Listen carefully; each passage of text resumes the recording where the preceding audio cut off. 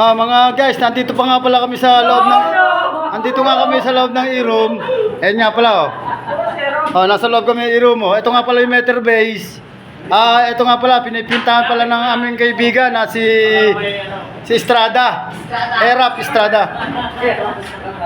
Ayan si Erap yan Erap yan, Erap. Ito nga pala ginagawa niya, ayan Kitang-kita niyo naman siya nag-ano niya, siya nasa number ng serial number ng meter base. Ayan B020301.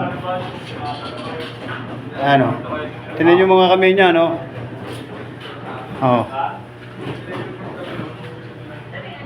Ayan, siya nagpe-painting niya, ayan live na live po yan. Ayan Para hindi malito yung mga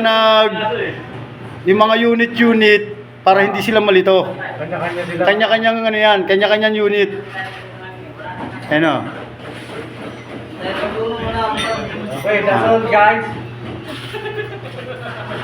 Guys, wag niyo kalilimutan pindutin yung pusuan niyo na lang to. Pusuan mo na lang.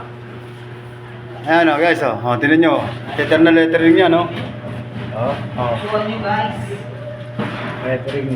Word Ito nga pala yan, yung bawat unit niyan dito nakasalansan niya Kalansan yan. Ayan Yung dito sa baba, dito naman manggagaling. Ayan, ito rin ang inano niya, pinintahan niya lahat yan Warway yan. Warway. Ito yung gutter na tinatawag.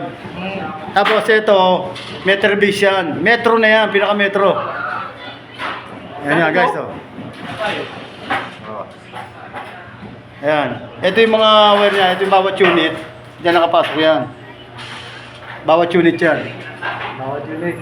Ayan Yan, tuloy mo, kaibigan.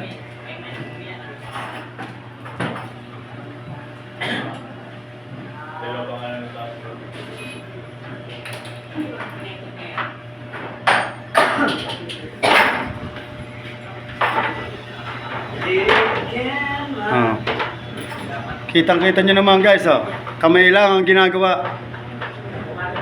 Kamay lang ang ginagamit sa pagpipinta. Iba lang. Hindi pang ngatog ang kamay.